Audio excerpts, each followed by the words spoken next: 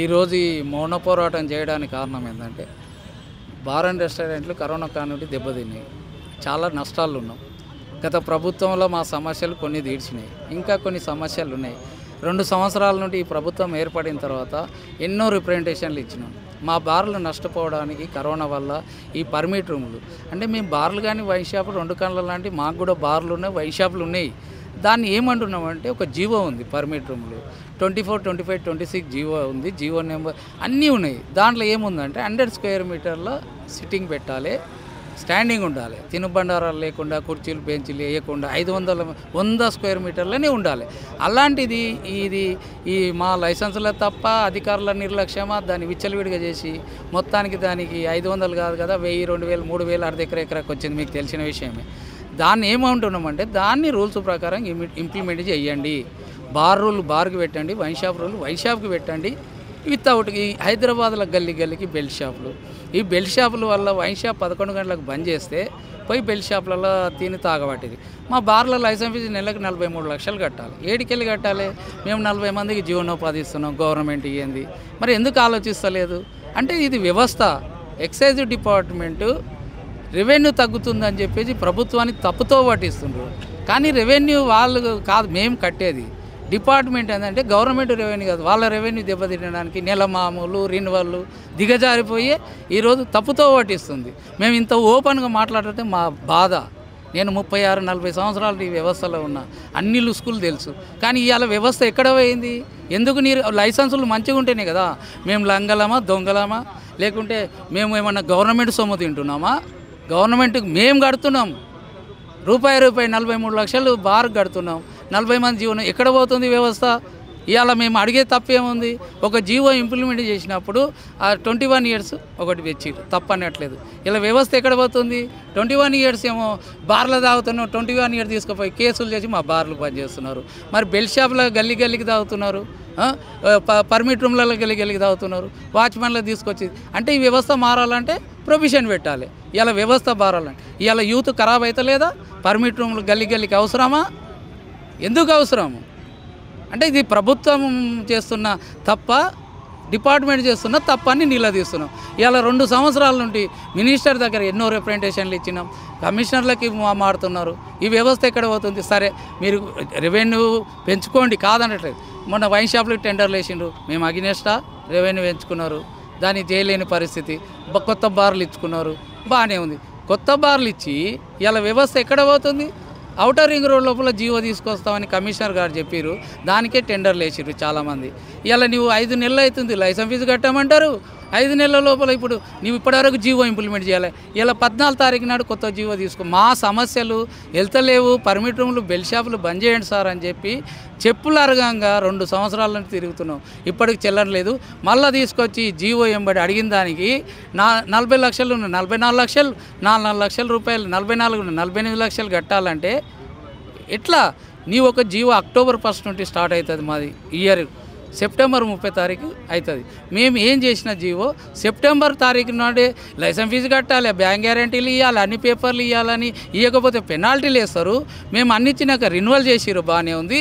ఇలా 2 నెలల తర్వాత గవర్నమెంట్ జీవో తీసుకొచ్చి ఈ జీవో 4 లక్షలు పెరిగిందనంటే సముద్రంలో నట్టెట్ల ముంచినట్టుగా సస్తదావండి కట్టడమా?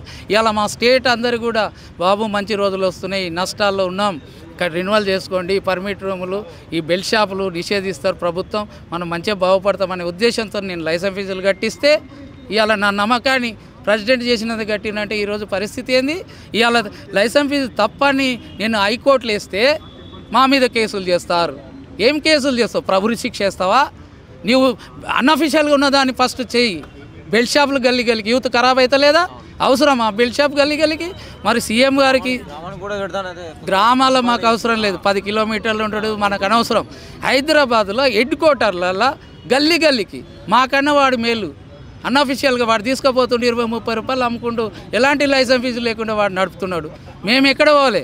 11 నేను అయితే చెప్తున్నాం, హైదరాబాద్లో కూడా అన్ని జిల్లాల్లో 10 గంటల వరకు వైన్ షాప్ బంద్ అయితే హైదరాబాద్లో 11 గంటల దాకా పెట్టారు. అది తప్పు సార్ అన్నాం. వైన్ షాప్లో కానీ బార్లో కానీ తాగితే రెవెన్యూ ఒకటే ఉండిలో పడుతుంది, 2 కళ్ళ లాంటివి అని చెప్తున్నాం. మాకు రెవెన్యూ పెంచుకోండి కాదనట్లేదు, టైం లోపల పెంచండి. చేతనైనోడు బార్ ఓపెన్ చేసుకుంటాడు, రిన్యువల్ చేసి, లేకుంటే బంద్ చేసుకుంటాం. దౌర్జన్యం కాదు కదా ఇది. ఇలా దౌర్జన్యం చేసినట్టే కదా ఈ జీవో తీసుకొచ్చి. మీరు చేస్తున్నది ఏంది అంటే అధికారుల నిర్లక్ష్యం, ప్రభుత్వం నిర్లక్ష్యమా? ఇప్పుడు అర్జెంట్ ఉంది, 5 నెలలు అయింది నీవు జీవో ఇంప్లిమెంట్ చేయలే. ఎందుకు చేయలే? పర్మిట్ రూమ్ల గురించి రూల్ ఉంది, రూల్ ఇంప్లిమెంట్ చేస్తలేరు. హైకోర్టులో వేసిన నేను. మాకు కూడా హైకోర్టు నుండి ఒక చట్టం అనేది ఉన్నప్పుడు తప్పులు చేస్తున్నప్పుడు పోవాలన్నా వద్దా అంటే దాని మీద పోతే ఇండివిజువల్గా కేసులు చేసి భయపెట్టాలా? 30 సంవత్సరాలు ఉంటున్నా. గతంలో కూడా తెలంగాణ ఉద్యమంలో పాల్గొన్నాం. నా బార్ల మీద కేసులు చేసిరు, కోట్లు ఓడగొట్టుకున్నా. ఇలా పరిస్థితి ఎందుకు? ఇలా ఆంధ్రాలో పరిస్థితి తెలుస్తలేదా? ఒక బార్ 400 బార్లు ఖాళీని ఎవరు వేస్తలేరు టెండర్లు. ఎందుకు వేస్తలేరు? అక్కడ లాభం లేదు కాబట్టి. ఇలా మేమంటే తెలంగాణ బిడ్డలు ఇంత ఏం చేసుకొని బతకాలి? తెలంగాణ రాష్ట్రం గురించి, సాధన గురించి పోరాటం చేసినాం. ఇలా తెలంగాణలో మాకు బతకనేది ఉందో? యూత్ బతకొద్దా? కొత్త వాళ్ళు వస్తున్నారు, వేసుకుంటున్నారు. ఆ టెండర్ విధానం ఏం చేయలేదు, ప్రభుత్వం ఏం చేయలేదు, మేమేం చేయలేదు. 2620 షాపులు ఈ 3 లక్షలు పెట్టినా కూడా అందరు వేస్తున్నారు. టెండర్లు వేసుకున్నా వేసుకుంటున్నారు. తెలియక యూత్ వేలు వేసి ఎందుకు ఇది? దీనివల్ల ప్రభు ఒకటే కోరుకుంటున్నాం, మేము కూడా మనుషులమే, మానవత్వం, ప్రభుత్వం బాగుండాలి, రెవెన్యూ బాగుండాలి, ప్రజలు బాగుండాలి ఉద్దేశంతోనే మేము ఈరోజు నిరసన విసికించి సార్ ఒక చట్టం అమలు చేసేటప్పుడు దాన్ని ఇంప్లిమెంట్ చేయండి అని అడుగుతున్నాం. ఎందుకు చేయలేకపోతున్నారు? ఇలా ఎక్సైజ్ అధికారి నీరు గారిపోయింది. తెలంగాణ ప్రభుత్వం వచ్చిన తర్వాత పోలీసు వ్యవస్థ జెన్యునైంది, ఎలాంటి ఇబ్బందులు పెడతారు. ఇలా మాకు గుండెల ఆటలు అంటున్న ఎక్సైజ్ డిపార్ట్మెంటు మా మీద ఎన్నిపోటు పొడుస్తుంది. ఎందుకు చేస్తున్నారు? గవర్నమెంట్ సార్ రెవెన్యూ తగ్గుతుంది, రెవెన్యూ తగ్గుతుంది, నీ రెవెన్యూ తగ్గుతుంది. మేము కూడా దిగజారిపోయినాం. నెల మామూలు, రిన్వాళ్ళు. ఇప్పుడు మేము ఇది ఎక్సైజ్ వ్యవస్థ మారకపోతే పక్క ఏసీబీ వాళ్ళకు పట్టిస్తామని ఇది చేస్తున్నాం. మా బాధలు ఎవరు చూడాలి? మీరు ఫ్యాన్ల కింద కూర్చొని పట్టించుకోరా? లైసెన్స్కు ప్రాబ్లం వస్తే పట్టించుకోరా? అంటే అన్అఫీషియల్ నడిచేటోళ్ళకు మీరు జెండా ఊపుతారా? నీకుందా రూలు? ఇట్లా ఉన్న పరిస్థితి మొత్తం రాష్ట్రం. నేనేమంటే బెల్ షాప్ అనేది ఎప్పటి నుండి వస్తుంది? ఇదే సీఎం గారు ఏమన్నారు, బెల్ షాపులు బంద్ చేస్తున్నారు. మరి ఎక్కడ బంద్ చేసిండ్రని అడుగుతున్నాం. బెల్ షాపులు ఉంటే ఏమన్నా తాగుతారా? గల్లీల వ్యవస్థ ఖరాబ్ అవుతుంది కదా, ఒక యూత్ ఖరాబ్ అవుతుంది కదా. మా బిడ్డలు ఖరాబ్ అవుతలేరా? టైం ఒకటి ఉంటుంది, ఆ టైం టేబుల్ ఉంటే దాని ప్రకారం ఉంటే ఒక చట్టాన్ని తీసుకొస్తే మన ప్రజలు బాగుపడతారు, అందరం బాగుపడతాం కదా. ఇలా గల్లిగట్టికి పెట్టాల్సిన 11 గంటలకు వైన్ షాప్ బంద్ అయితే మాకు 12 గంటల వరకు ఉంటుంది. గల్లీకి 24 గంటలు. ఎందుకు ఇస్తున్నారు 24 గంటలు? ఎక్సైజ్ వ్యవస్థ ఎందుకు పట్టించుకుంటలేదని అడుగుతున్నా. అందుకు రిప్రజెంటేషన్లు ఇచ్చి అంటే మేము అడిగితే ఈ జీవో మీద కోర్టుకు వెళ్తే కోర్టులు మా మీద కేసులు చేస్తారా? మరి అన్అఫీషియల్ నడిచే దాని మీద ఎందుకు కేసులు చేస్తలేరు? మేము కూడా 4 రోజులు సెటర్లు బంద్ చేసి బెల్ షాపులు పెట్టుకుంది బెటర్ కదా. గవర్నమెంట్కి రెవెన్యూ రాదు. మరి ఇట్లా కావాలంటే అట్లే చేస్తాం. మరి మేము 30-40 నుండి ఈ వ్యవస్థలో ఉన్నాం. పెంచినా, మునిగినా, తేలినా దీంట్లోనే కట్టుకుంటాం. ఎందుకంటే గత్యంతరం లేక. తెలంగాణలో అందరం ఓడగొట్టుకున్నాం, సాధించుకున్నాం. ఇదా వ్యవస్థ? ఎక్కడ పోతుంది సమాజం? ప్రభుత్వం ఆలోచించిన విషయం ఉందని నేను అడుగుతున్నా. ఇలా ఎన్ని టెండర్లు వేసినా ఏదైనా వేసుకుంటున్నాం. వ్యాపారం ఉంది కాబట్టి దీంట్లో పోరాడుతున్నాం. ప్రభుత్వ రెవెన్యూ ఇది ఆటలాంటిది అని చెప్పి నోరు మూసుకొని లోపటింట్లో ఉన్నాం. ఈరోజు ఎక్కడ పోతుంది? ఎన్ని బాధలు ఉన్నాయి మాకు తెలుసా? ఎవరు పట్టించుకోవాలి ఇది? ఎక్సైజ్ అధికారుల దగ్గర పోతే గవర్నమెంట్ అంటుంది, గవర్నమెంట్ అంటే కమిషనర్ అంటాడు. ఇది వ్యవస్థ ఎక్కడ పోతుంది? మేము ఎవరిని అడగాలి? మరి ఇవాళ గత ప్రభుత్వంలో ఒక అసోసియేషన్ పిలిపించి ఇలాంటి సమస్యలు ఉన్నాయి, ఈ విధంగా ఏ పాలసీ తీయాలని పాలసీ మ్యాటర్ ఉండే. దళితురానికి తెలంగాణ ప్రభుత్వం ఏర్పడిన తర్వాత ఒక్క రోజు కూడా ఒక మీటింగ్ పెట్టలేదు. ఇలా కాంగ్రెస్ ప్రభుత్వం వచ్చిన తర్వాత రౌండ్ టేబుల్ మీటింగ్ పెట్టింది మినిస్టర్ గారు. 2 సమస్యలు వివరించుకున్నాం. మొన్న చెప్పిండు, ఇది అవును డ్రంక్ అండ్ డ్రైవ్ సార్ అంటే టైం పెట్టండి అంటే వాస్తవమే కదా, తప్పు ఉందని అందరు పోలీస్ డిపార్ట్మెంట్కి ఫోన్ చేసి చెప్పారు మినిస్టర్. సార్ రిజిస్టర్ డీటీ కూడా ఇబ్బంది పెడుతున్నారు అంటే ఇది అమిట్మెంట్ని రద్దు చేస్తామన్నారు మినిస్టర్ గారు.